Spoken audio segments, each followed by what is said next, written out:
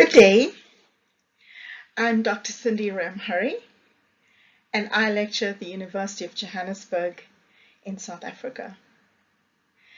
So I'd like to thank the organizing team of the International Conference on Teaching and Education and Learning for providing me with this wonderful opportunity to share my paper. So my paper is entitled Taking Foucault Seriously in Educational Assessment, a Case Study in South African Education. This paper explores the relationship between participatory assessment practices in higher education and social control. In a sense, it works to provide an interpretation of this relation. Well, how does it do that? It does this by problematizing the use of Michael Foucault's theory on disciplinary power. And it highlights some of the tensions evident in participatory assessment practices in a South African university. In so doing, it works to reaffirm the use of Michael Foucault's theory on disciplinary power.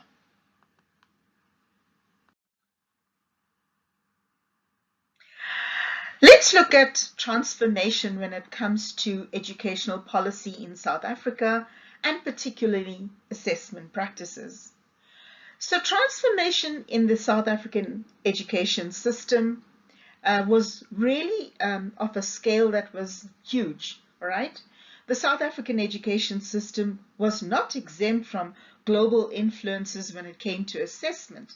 So I'm not going to talk about the changing education system in South Africa, but rather about the assessment change and how changes in South Africa actually mirrored international trends when they moved away from behaviorist to constructivist approaches. However, this approach was embedded in all South African changes in terms of education itself. So this all happened when South Africa became a democracy in 1994, and at that point began a process of transforming its historically flawed educational system. So one of these movements, policy changes, was expressed in a white paper on education and training in 1995. And it particularly expressed this vision of moving away from behaviorist principles of thinking to constructivism. One of the policies that was introduced in the hope of transforming the education system was the outcomes-based education, right? So this incorporated assessment policies that were aimed at transforming these huge power imbalances that existed in the South African education system. Okay. Now that I've provided you with a background in terms of postmodernism, in terms of constructivism, in terms of behaviorism, I've hopefully helped you to understand how assessment reform actually forms the background of this paper and helps me to contextualize it for you. Okay, so let's look at the study itself. What was the aim of this study? So I've shown you how a lot of research had been focused on transforming power imbalances in South Africa. Right, now a lot of this focused predominantly on macro level practices in South Africa, and this involved the way in which academics interpreted and enacted power relations at the macro level. However, very little work has been done on the way in which academics interpret and enact power relations at the micro level. And in terms of the picture of educational transformation in South Africa, This could, a perspective such as this, which focuses on the micro enactments of power, could actually offer a unique and worthwhile contribution to this much needed picture of educational transformation in South Africa.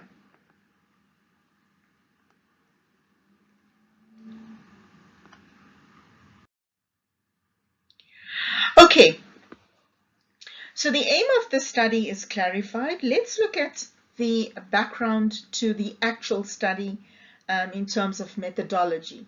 So the study was conducted at the University of Johannesburg in South Africa, and the key participants were 3 academics and their respective students. Data was gathered from 1 primary source, and that was video observations. Okay, the theoretical framework is constituted mainly by Michael Foucault's theory on disciplinary power. So let me go ahead and discuss Michael Foucault's concept of disciplinary power. So the essence of this theory is embodied in this quote that I have presented on the screen. So I'll give you a minute to read that, but what I'm trying to get at is that Foucault's concept of disciplinary power has helped this study to move the analysis of power that existed or that was conducted from the macro realm of structures and ideologies to the micro level of bodies. So what I'm trying to show you is that Foucault's concept of disciplinary power does help us to look, it gives us a framework, it gives us a language to analyze the work of power at the micro level of bodies. Okay, so what is it that Foucault talks about in his theory of disciplinary power? So Foucault describes disciplinary power as circulating rather than being possessed. He sees it as productive and not necessarily repressive. He also describes it as existing in action and functioning at the level of the body. And his argument is that it operates through technologies of the self. That is, individuals can be active in their own subjection. An important part of Foucault's theory of disciplinary power is his concept of panoptic power.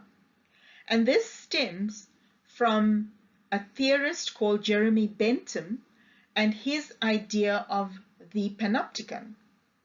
So what is the panopticon? As you can see on this slide, it was a system of surveillance that was originally designed with penal institutions in mind. But it has in recent years become a metaphor for the much broader and subtle intrusion of operation and record-keeping techniques that seem to work more in more and more areas of social life. Okay, let me in this section of my presentation justify the value of Foucault's theory for the study. So Foucault's offered me a method to examine how knowledge and power affect the constitution of ourselves. And what I then offer, following Foucault's theory, is an analysis of the patterns of power. And I look at these in assessment experiences. But more so, I look at how these patterns of power determine academics' and students' experiences of participatory assessment. I look for how they construct the participants' images of self, others, and the world.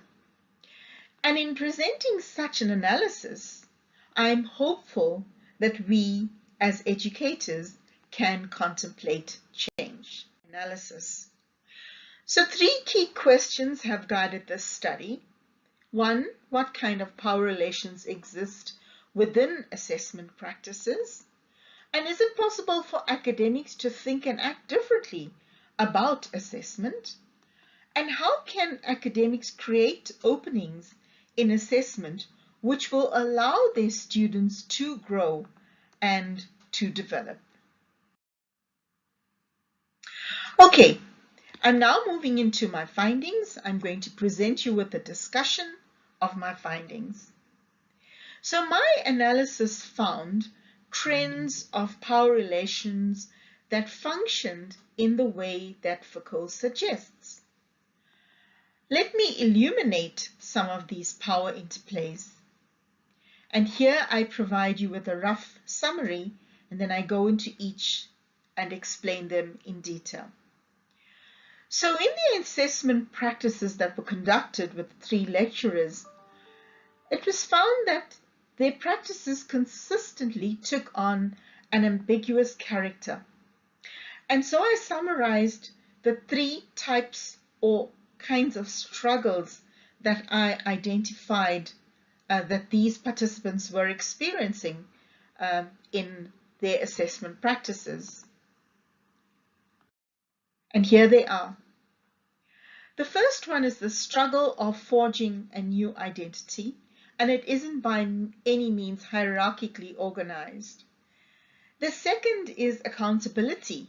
So there was a struggle here between learning, assessing for learning, and assessing for measurement. And then the third struggle was this whole thing about surveillance and outward performances of the university and how this created forms of panoptic power which led to subjectification on the part of the lecturers. So what I'm going to do next is look at each of these struggles.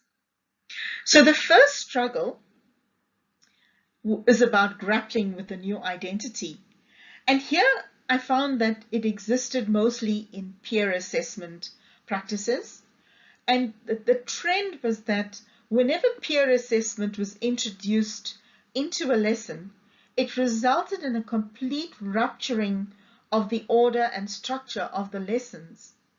And what could be found was a distinctive amalgam of apprehension and anxiety on the part of the lecturers. So this first one, the first finding, a struggle with a new identity that was expected. I'm going to unpack some of these paradoxes, and the first paradox is about adjusting and incorporating a new identity when it comes to new assessment practices.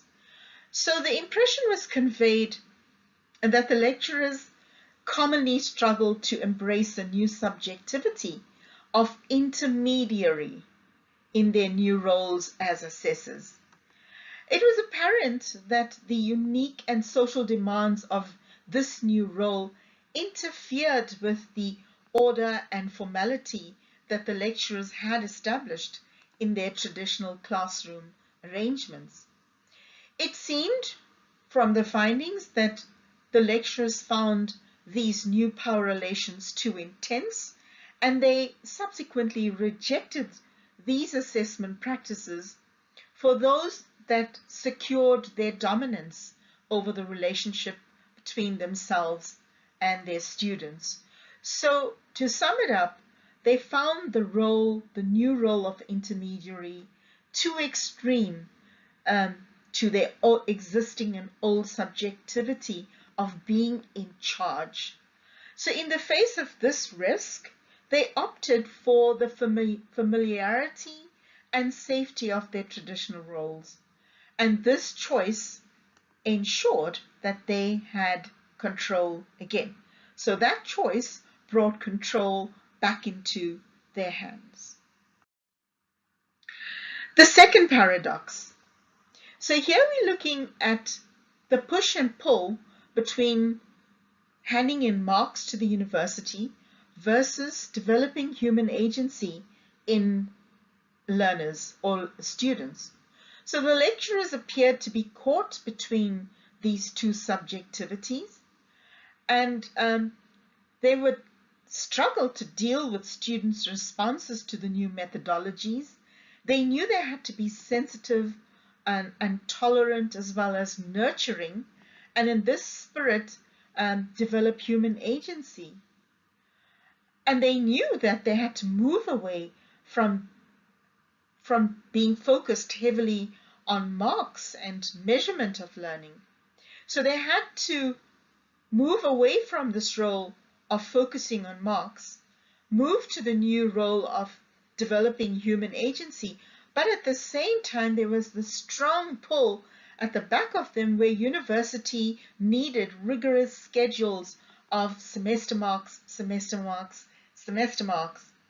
So in the face of these conflicting forces, which seemed to be pulling them in two different directions, I found that lecturers rejected the participatory assessment methods and reverted to traditional methods of assessment. Why did they do this? Because it was easier. They found that traditional testing methods that they practiced in the past were safe and gave them a sense of stability, whilst the new assessment practices were foreign, more demanding in terms of time and engagement, and so they rejected them. The third paradox comes back again to identity, but from a different dimension.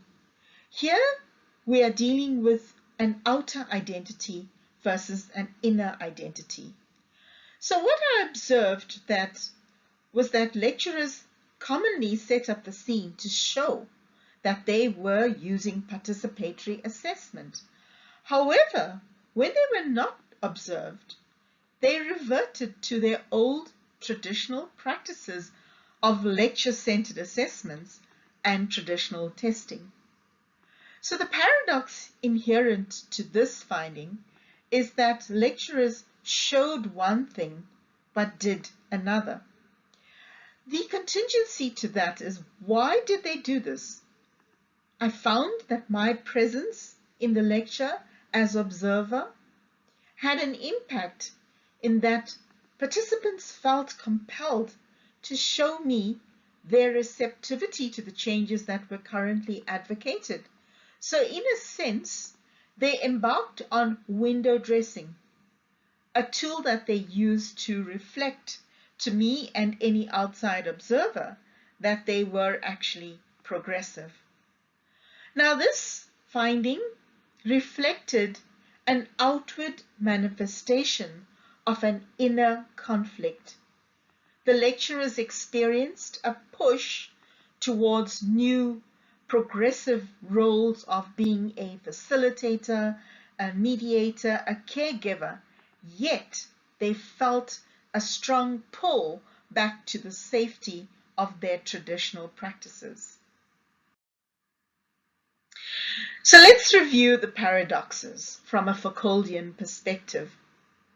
So the paradoxes that I've discussed make apparent a specific relation between assessment practices in higher education in the University of Johannesburg and social control. So social control now enters the conversation. Lecturers who were transmitting power in terms of their own interpretations and implementations of assessment were also being acted on by power. We're not saying that this is bad or good. We're just observing that this is a form of power.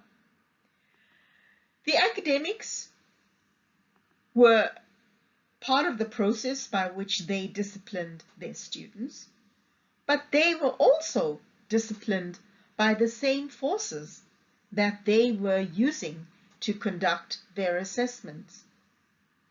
So what we find is that the power that was happening might be perceived as a form of social control, and I want to go to calling it or likening it to a two-edged sword, where students are controlled by the lecturers and the lecturers are controlled and shaped by other external forces. However, these external forces are more dangerous because they are far more subtle and very difficult to detect. So this brings us back to the panopticon and panoptic power, which in my theory, as I explain in my paper, is something which happens mostly in the form of surveillance, and the surveillance brings in subjectivities of people who are surveilled in a very subtle and hidden way. Okay, so I've discussed the first struggle, and I've taken it all the way into the depth of the paradoxes. The second struggle is what we have to talk about now. So here I'm going to unpack the second struggle and show you a little more about what was happening behind the physical expressions and interpretations of assessment. So the analysis revealed that all three lecturers and their students seem to emphasize work that scored in some way towards the accumulation of marks for a semester mark or a year mark. Now, understandably, marks in the lecture room absolutely do count for passing and failing, and it's understandable that they should focus their time on it. And it's also natural that students would be more serious about those marks that do count. But what was peculiar in this situation was that the high stakes value that was placed on the activities. So I'm drawing attention to the high stakes value. What I found was that there were clearly subtle indications that there were deeper concealed forces of power at play.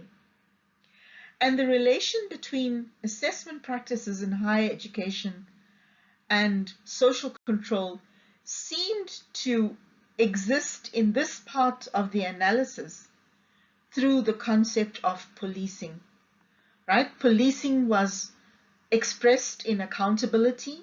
Both lecturers and students felt accountable, and they also experienced certain feelings and emotions on account of their feelings that they were being policed. So we see that the social control that was revealed in this part of the analysis took the form of covert and overt expectations from the university and beyond. And this usually comes in the form of expected records of marks, expected norms for student and lecturer conduct, expected exemplifications of assessment competences like semester marks and examinations. So the third struggle that I alluded to relates to surveillance and outward performances. This is panoptic power in action. So here in the third struggle, you start to see panoptic power really enacted in terms of both participants. So here there were very clear patterns of panoptic power. There was a concentration of surveillance which came through with the participatory assessment. There was also covert forms of surveillance, and this deviated the lecturer's plans for assessment. And on the whole, the classroom seemed to serve as a powerful site for panoptic power. What existed was the presence of regulation, normalization of behavior, and all of these seem to come through the practices of participatory assessment, homogeneity. So on the whole, the analysis revealed that there were frequent instances of power happening in anonymous and tricky ways like Foucault describes. There were several covert ways in which power played out during assessment practices towards a normalizing outcome. And there was a conspicuous trend across all three participants' practices that they were excessively concerned with control of the lecture room space, control of lecture time, and the classification of their tasks. What do we see? We see a normalizing outcome in our forces. Okay, so let's wrap up this paper. Foucault's insights on panopticism have been invaluable in the goal of examining the power relations which existed within assessment practices at the University of Johannesburg. The lecturers' experiences of participatory assessment were complicated by several power struggles, and these moved them out of balance. The power in participatory assessment in this site was found to exist in its disciplinary form, and it underscored intense contradictions and paradoxes. So what do we have to say about assessment? So while this paper draws attention to some of the dangerous ways that subjectivity is constructed within assessment practices, it highlights two specific points. One, acknowledgement that we can never return to the traditional assessment system. And two, nor can we use a form of participatory assessment that may liberate us from the panoptic effects of power. So what then? What possibilities do we offer for assessment? So following this piece of work, there are alternatives possible for participatory assessment. So in cognizance of Foucault's view of power as productive, we are not suggesting that we try to change the power relations in participatory assessment, nor are we saying that such formations are negative.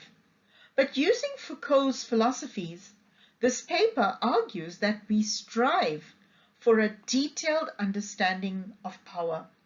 And this involves a better understanding of the concepts of choice, voice, and multiplicity of roles within the discourse of participatory assessment. Now, this translates to adopting a vision of participatory assessment as one which acknowledges the importance of the relationship between the assessor and the assessed. And in order to do this, assessors need to strategize aspects of their roles, place greater value on the relationships they have with students, and create opportunities to not just listen, but to actually hear their students' voices. How? By looking for fragile points in pedagogical practices and looking for power relations which cut off, limit, or close opportunities for human development and agency. And it makes sense that if we gain knowledge of fragile points in pedagogical practices, we can intervene into the truths about participatory assessment. So as a final point, although we may not be able to prevent our assessment discourses from generating power, we can actively cultivate an awareness of the dangers. Thank you very much for listening, and goodbye.